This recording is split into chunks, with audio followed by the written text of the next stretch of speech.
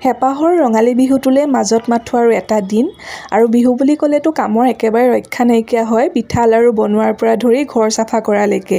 আনফালে মানুহজনে অকণমান মোক কামত সহায় কৰি দিছে, নাৰিকলকেইটা গুচাই দিছে আৰু এইফালে অক্ষয় এনেদৰে খেলি আছে।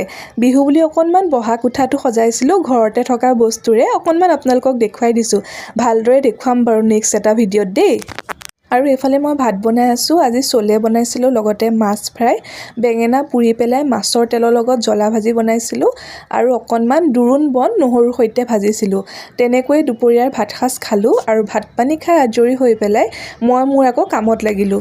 এয়া বনাই আছোঁ নাৰিকলৰ লাড্ডু, নাৰিকলখিনি ভাজি আছোঁ। তাৰপাছত ফুলা পিঠাৰ কাৰণে পিঠাগুড়ি তিয়াই ৰাখিছিলোঁ, ভাবিলোঁ ফুলা পিঠাকেইটাও ভাজি লওঁ। গোটেই কামখিনি একেলগে হৈ যাওক, যিহেতু অক্ষয়ে ধুনীয়াকৈ খেলি আছে। আনফালে ফুলা পিঠাখিনি ভাজি মোৰ হ'লেই আৰু নাৰিকলৰ লাড্ডুখিনিও হৈছে আৰু বেছিকেইটা নাই, বনাই হ'বই এতিয়া। আৰু বাকী কামখিনি আকৌ কাইলৈ কৰিম, আজি এইখিনিকে কৰিলোঁ। আৰু বতৰো বেয়া হৈ আহিছে, দেখিছেনে বতাহ মাৰিছে, বৰষুণেই দিব চাগে। আৰু আপোনালোকৰ ফালে বাৰু বতৰ কেনেকুৱা কমেণ্ট এটা কৰি জনাব দেই। আৰু আজিৰ মিনি ব্লগটো ইমানেই আছিলে, বাই।